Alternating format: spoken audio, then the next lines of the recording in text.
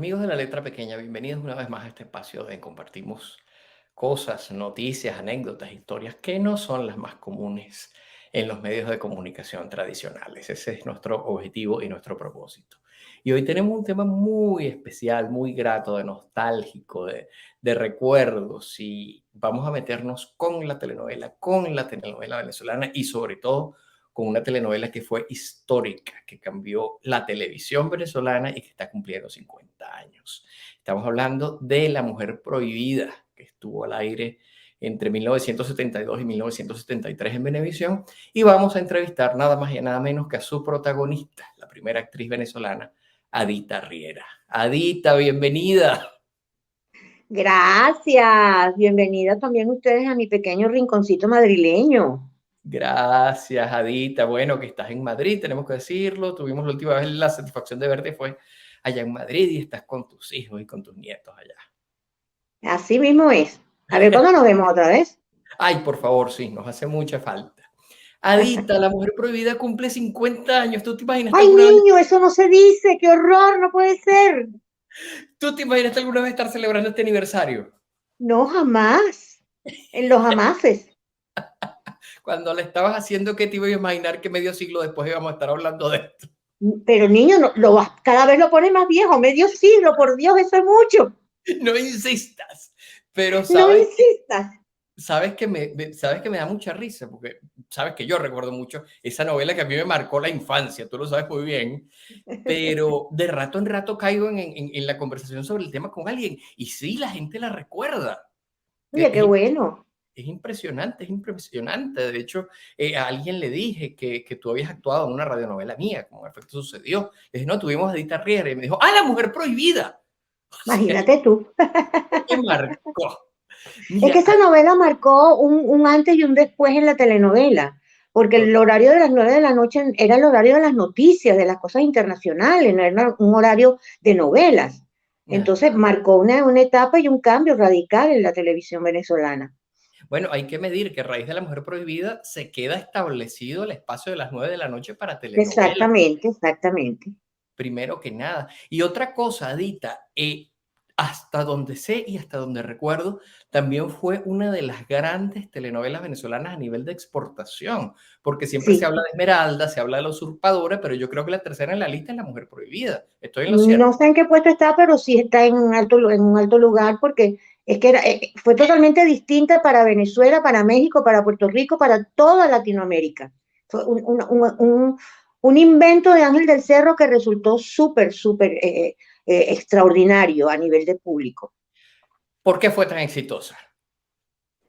Pues mira, yo creo que por lo diferente que era, porque sin dejar el romance y todas las cosas que la buena, la mala, todas esas cosas que envuelven la telenovela, era una novela que fue preconcebida y organizada para captar el público masculino, porque los hombres se quejaban mucho, ay, la telenovela, qué fastidio, que no sé qué, y entonces no había como una unión familiar con respecto a ese tipo de programa. Y entonces a Ángel del Cerro se le ocurrió esto y se lo puso a Manuel Muñoz Rico, que era un crack en estas cuestiones, una novela donde hubiera la importancia de que el hombre le gustara verla, de que la familia completa la pudiera ver, por supuesto exceptuando los niños porque era una telenovela un poquito fuerte, pero como te pasó a ti, por supuesto. A mí me rebotaron, yo no podía verla. Entonces yo creo que ese fue el canal que le hizo a La Mujer Prohibida ser exitosa, porque era totalmente distinta. Era una muchachita jovencita en aquella época, además con un enfrentamiento entre padre e hijo por la misma mujer, y el padre, pues, nunca se había visto un galán de la edad de Martín la Antigua, no tanto de la edad, porque Martín no era tan mayor, sino del aspecto físico que tenía de persona mayor. Entonces eran unos romances extraños para la época, o sea, fue novedoso en todo sentido fue novedosa La Mujer Prohibida. Incluso ahora que me lo estás comentando y estoy llevando la hilación de todo lo que nos explicas, estoy pensando que, claro, ese propósito de atraer al público masculino encontró su materialización perfecta en ese personaje de Marcos Villena interpretado por Martín la Antigua, un Magistralmente, magistralmente. magistral. eso también pasó a la historia, Martín la Antigua con el personaje de Marcos Villena, y de hecho Martín era un actor de elenco y a partir de La Mujer Prohibida pasa a ser protagonista junto Es que contigo. ese fue otro gran paso que se dio, porque yo era una actriz de elenco también. Yo había hecho Esmeralda y Me llamo Julián Te Quiero y otras cosas a nivel más jovencita, pero yo era una actriz de reparto, que en esa ocasión, en Esmeralda, la pareja funcionó tanto que entonces logró cierta importancia y llegó a ser como una especie de contrafigura. Y de ahí sale el hecho de que eran, y el Bobo Alipio, Martín la Antigua, pues también era un personaje de reparto. Entonces, ¿qué fue lo que pasó? Que crearon dos personajes de reparto con personajes tontos, si se quiere decir de alguna manera, que se reúnen en un espacio nuevo, con una temática nueva y rodeado de un elenco extraordinario, porque todos los demás eran Amelia Román, Jesús Maella, o sea, personajes de trayectoria, de reconocimiento público como buenas figuras, Luis Gerardo Tobar, José Torre, o sea, estábamos Lotario, rodeados de un elenco Lotario. fabuloso y de un director y un productor extraordinario. Sí, oye, por cierto, nuestro homenaje y reconocimiento a José Antonio Ferrara, que fue el director y que te dirigió muchas veces. Él, Sí. él tiene una página de Facebook, Club de Fans de José Antonio Ferrara, algo así se llama, donde hay muchas fotos de La Mujer Prohibida y Así. reseñas de prensa y recoge parte de la historia y además de otras producciones donde tú protagonizaste, donde él te dirigió. Sí, no, él fue el director que más telenovelas me dirigió a mí, en realidad. Ajá. Mira, pero además él te puso en riesgo. En La Mujer Prohibida hicieron unas escenas que conllevaban cierto nivel de riesgo para ti como actriz. ¿Cómo te sentías tú, por ejemplo, cuando tuviste que trabajar con la serpiente? Porque la Guayca, que era la villana, esa legendaria Ay, sí, actriz, tan bella mi Amelia, la adoraba. Yo adoraba a Amelia. Amelia Román perseguía a tu personaje Virginia con una serpiente boa constrictor y tú tuviste que hacer escenas con esa serpiente. ¿Cómo te Sí, sentías? mira, al principio, a mí de entrada, a mí las serpientes no son mi animal preferido, vamos a decírtelo, ¿no? O sea, no me gustan mucho las serpientes. Pero cuando me plantearon la situación, o sea, ya yo estaba así al borde de qué hago ahora, Dios mío, tengo que dominar este miedo y este asco que le tengo a las serpientes. Entonces, el entrenador, vamos a decirlo, llamarlo entrenador, no sé si se llama así, de la culebra, de la serpiente, me explicó que ellas eran todas serpientes preparadas, o sea, no son serpientes que andan en libertad, sino que están ya preparadas y adiestradas para ciertas cosas, como puede ser un espectáculo de televisión. Y que ellas, al llegar al estudio, cuando ya se presume que va a la grabación más o menos adelantada, pues les ponen cierto sedante para que ellas actúen, en el sentido de que se arrastren y eso, pero no van a estar conscientes de hacer un ataque. ¿Entiendes? Y que lo importante es que cuando ellas estén caminando y haciendo lo que nos están haciendo, pues nosotros nos mantengamos impávidos, o sea, como que ni respiremos, nos quedemos tranquilitos y ella va a hacer todo su recorrido, él la va guiando fuera de cámara hacia dónde tiene que ir y ella como es obediente con su entrenador, pues ella sigue el caminito que el entrenador le va diciendo. Entonces la primera vez fue que yo estaba dormida en la cama y ella entraba por la ventana y me pasaba por las piernas. Yo tenía que tener los ojos cerrados, no podía saber por dónde andaba la serpiente y yo estaba por dentro que el corazón se me salía por la boca. Pero bueno, mira, logré dominar la situación y la serpiente pasó. Y una vez que ya se pasó, pues se cortó para recoger a la serpiente y continuar después por edición ¿eh?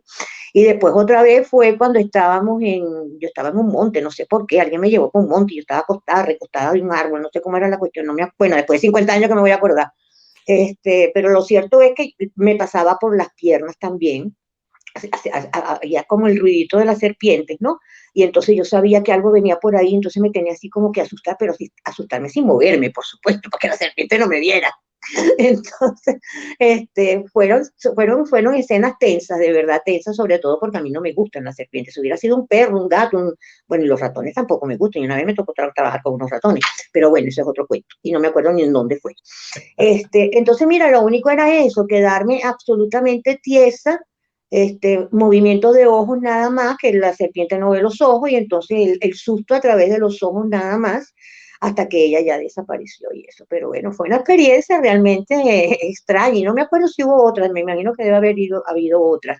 Yo creo que peor le fue a Amelia, que tenía que agarrarla por la cabeza para hablar con la serpiente. Ay, sí, es verdad que si a mí me hubiera tocado eso, yo creo que no lo hubiera hecho. Ay, sí, Pero aplauso de pie para la memoria de Amelia Román, porque esa era su mascota y la sí, ese relación era. que ella tenía en cámara con la serpiente era impresionante. Sí, sí, sí, no, aquello era terrible, de verdad, yo de verdad que aplausos de pie para ella, como tú dices, allá en el cielo donde está con su José Verdino al lado otra vez. Amén. Querida y recordada. Otro gran actor y otra gran persona a la que adoro y extraño mucho también. Sí, con quien compartiste en Esmeralda también. Sí, en Esmeralda. Bueno, yo hice con José varias novelas porque hice, me llamo, ¿cómo era? Rosario, que Rosario por era la casualidad era hermanita. hija de mi mamá. Ajá, Rosario, hice otra más que no me acuerdo el nombre, después vino, creo que vino ya Esmeralda. Bueno, porque yo hice, después de Rosario yo hice, no me acuerdo, ay, ya no me acuerdo, ay, estoy toda enredada, yo hice Lucecita y la mujer, la señorita Elena, claro. pero no me acuerdo, porque estando haciendo una de esas, creo que fue Lucecita, fue que surgió lo de la mujer prohibida y entonces se remató Lucecita rápido, porque hubo un tiempo en que yo estaba grabando lunes, martes y miércoles, la mujer prohibida, y jueves y viernes y sábado la Lucecita para terminarla. O sea, yo Wow. no tenía descanso, aquello era yo de pasarme de la mujer prohibida a pasarme a Lucecita. O sea, pero Wow. y la última que hice con José fue Me llamo Julián Te Quiero, que fue Oh, donde surgió ya la idea de la mujer prohibida, que yo no ok. la quería hacer, de paso te cuento. Yo No no quería quería. ser protagonista. ¿Qué? ¿Y eso? ¿Por qué? ¿Cómo? Si eso quieren todas las actrices de televisión. No, pero yo no, yo quería ser la villana. A mí me gustan las villanas, yo no tengo cara de tonta. Ok, pero mira, oye, y aprovecho que me dices que te gustan las villanas para contar aquí a quienes estén curiosos sobre la historia de la mujer prohibida, a quienes hayamos vivido esa época y la recuerden, que la novela fue tan exitosa que pasó una continuación que se llamó La Loba, donde tú tuviste doble personaje y se te Doble. cumplió tu deseo de ser villana.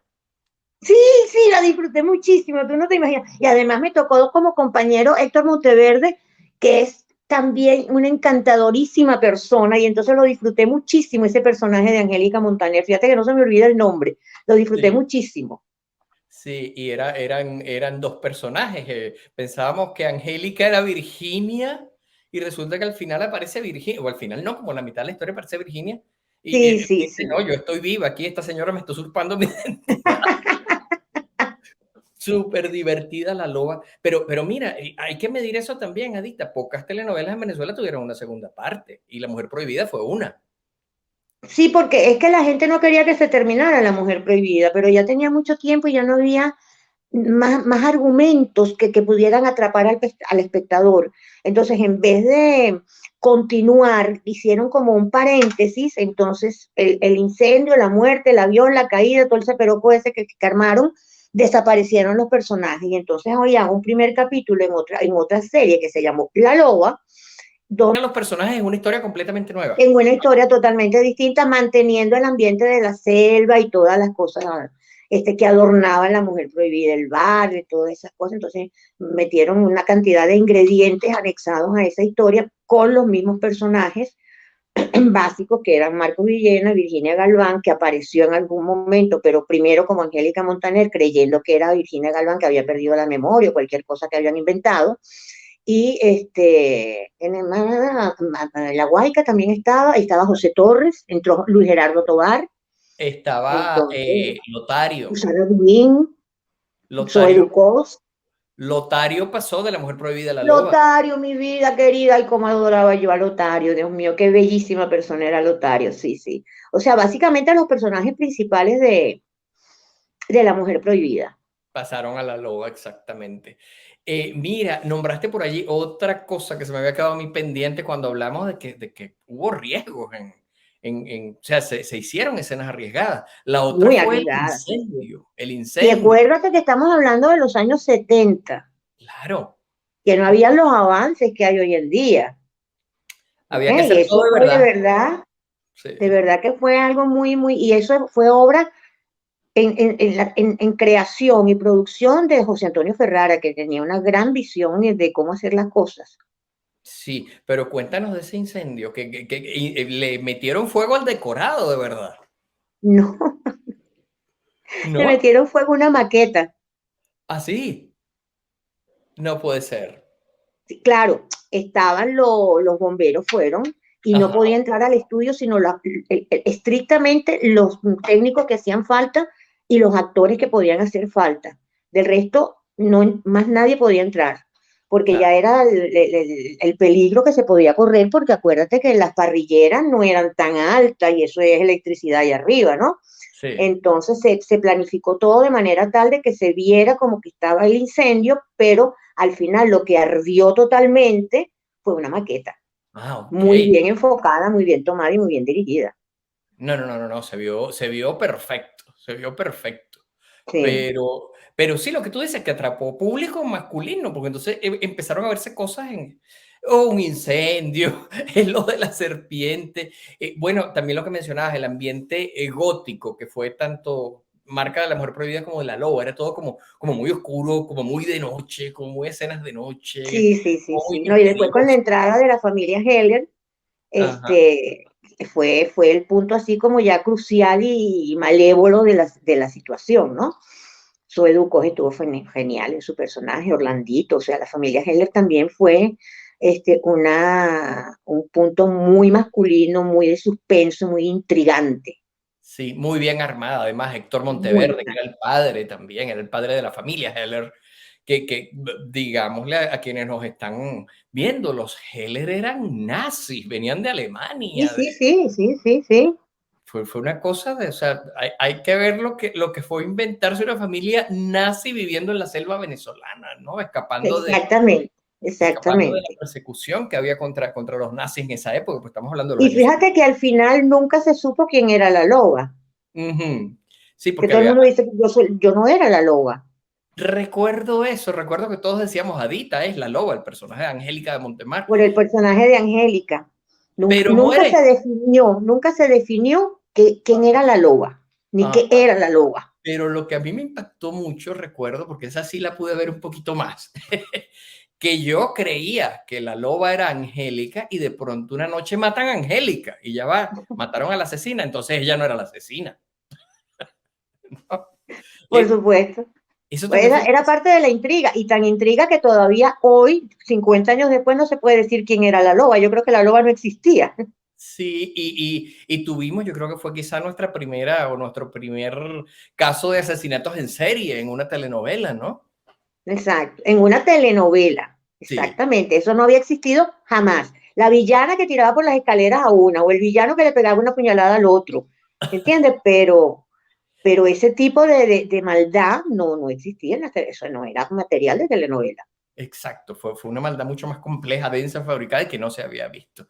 Adita, ya Exactamente. estamos, ya estamos en la recta final, pero antes de despedirnos quiero una reflexión tuya. Yo me imagino que tú ves televisión y ves series en este momento, ¿verdad? Ah, claro, por supuesto. Aquí en España las series están atatadas, Uf, sí, están produciendo muchísimo, además, muy buenas. muy buenas, excelentes. Quiero una reflexión, un comentario tuyo. ¿Qué te traes de esa época tuya de la televisión en blanco y negro con recursos limitados, pero que a la vez tenía una pasión y una carga emocional tan enorme y nos convocaba a tantos espectadores? ¿Qué te traes de aquella televisión para ponerla en la televisión de hoy en día tan llena de recursos y tan exitosa, pero para que siga teniendo esa alma, ese espíritu, ese enganchar desde el asunto humano, desde las pasiones más básicas del ser humano, que son las mismas desde los griegos? Ay, Carlitos, mira, no sé ni cómo decírtelo porque suena un poco raro. Yo creo que el éxito que tuvieron no solamente La Mujer Prohibida, sino tantas otras telenovelas en Venezuela, en México, en Colombia, ha sido siempre la mística del trabajo, el amor a la profesión y el respeto a la profesión. Nosotros, por ser personajes públicos, somos objetos de cualquier cantidad de chismes y enredos y 40.000 cosas en el mundo entero. Y eso ha sido de toda la vida, desde que el teatro es teatro con los griegos. Pero yo creo que en esa época de los años 60, los 90, tal vez hasta los 2000, hasta el 2000, había mucha mística de trabajo. O sea, se respetaba la profesión, se respetaban los directores, se respetaban los productores, se respetaban los actores entre sí. Había el respeto del mayor al menor, del más pequeño, el que estaba empezando, y un gran amor, trabajar con amor. O sea, estoy cansado, no quiero trabajar más. No, se trabajaba con amor, no importa si eran las 12 de la noche, las 3 de la madrugada, si nos llamaban a las 6 de la mañana. O sea, había un gran amor a la profesión y respeto al trabajo y mística en el trabajo. Y yo creo que eso sí se ha perdido un poco. Se ha perdido por lo menos en los últimos años que yo pude hacer algunas cosas en RCTV, de las que me siento súper feliz y orgullosa de haberlo hecho. Entre los actores sí existe esa hermandad y ese cariño y esa comprensión y ese jugueteo continuo entre los actores y los técnicos también. Pero llegaba un momento en que ya estoy cansado de esto, ya trabajábamos o trabajaban como con desgano. Y eso afecta mucho al espectáculo, no solamente en las novelas, en televisión, sino en todo, en radio, en cine, en teatro, en todo. Tú no puedes sacar el cansancio que tú tienes o los desencantos que tú tienes por la profesión o por lo que está sucediendo alrededor y llevarlo al trabajo. Cuando tú llegas al trabajo, tú tienes que respetar ese templo, el teatro, el estudio, el exterior, el micrófono, tienes que respetar eso y sacarte de ti todos los desencantos y todas las tristezas que tienes o todas iba a decir una palabra que no se debe decir, las molestias que tienes y concentrarte en ese trabajo. Y eso se llama respeto y mística de trabajo. Y yo creo que eso sí se ha perdido un poco. Por lo menos en lo que yo veo aquí en España, que son muy buenas las series, tanto las españolas como las que vienen de Italia, de Alemania, de Dinamarca, son muy buenas todas. Y siento que hay ese respeto, o sea, traspasa la pantalla que hay ese respeto por el trabajo. Y yo creo que en Latinoamérica en general se ha perdido un poquito ese respeto al trabajo. Y eso ha dado el paso de que la telenovela latinoamericana ha bajado mucho en calidad. Me duele decirlo porque tengo muchísimos compañeros, amigos en todos los países del mundo que están haciendo televisión en diferentes países de Latinoamérica, pero sí creo que en calidad ha desmejorado mucho la telenovela latinoamericana porque se ha perdido esa mística, ese respeto y ese respeto al público, al que nos está viendo. Porque hoy en día todo es sexo, violencia, drogas. Y está bien, eso existe y hay que denunciarlo y hay que presentarlo, pero con cierto recato, no con esa desproporcionada cantidad de escenas y de situaciones que llega un momento en que tú dices, pero bueno, hay necesidad de esto. Entonces yo creo que eso es lo que está perjudicando un poco la televisión latinoamericana en general. Y aquí en España espero que no se pierda, porque aunque aquí hay cosas muy fuertes que tú ves en las series y eso, pero están hechas con arte, o sea, con respeto a lo que se está haciendo. Eso es lo único que yo podría modestamente aportar a tu pregunta. Gracias, Adita. Bueno, yo creo que es una reflexión de oro y además viene de boca de una maestra que aprendió con los mejores maestros de nuestra televisión venezolana y además eso explica esa magia que ustedes lograron crear y que por lo menos a mí y a niños de mi generación, tengo que decirlo, nos dejó hipnotizados y pegados frente a la televisión con producciones nacionales en aquel momento. Eso, Así que, producciones nacionales muy buenas. En Venezuela se hicieron muy buenas producciones, así con que muy pocos recursos. sí, que es destacable. Por eso te digo que cuál era tu reflexión, porque ustedes lograron hacer cosas maravillosas con recursos mínimos y a través de ti quiero darle las gracias a todos tus compañeros por esa magia que nos hicieron vivir en aquellos años de mi infancia, que mucha gente de mi generación coincide conmigo en este comentario y en esta reflexión. Gracias, mi amor. Gracias a ustedes son los que hacen permanecer todo esto. Imagínate tú, ¿quién se iba a acordar de los 50 años de la mujer prohibida? Por el amor de Dios, solo tú. Entonces, hay que agradecer eso también, de verdad. Hay que agradecerlo porque el respeto que ustedes, los periodistas, han tenido con nosotros también a pesar de toda ¿cómo que se dice? La prensa del corazón, le dicen aquí Sí, en España.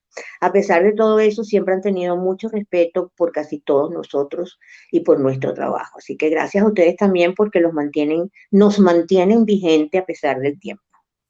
merecido y ganado, Adita. Gracias por este rato. Gracias a ti por acercarme un poquito más, no solamente a ustedes, sino a quien vea esta entrevista, esta conversación que hemos tenido. Los Seguro. quiero mucho, a ustedes y a Gracias. mi público.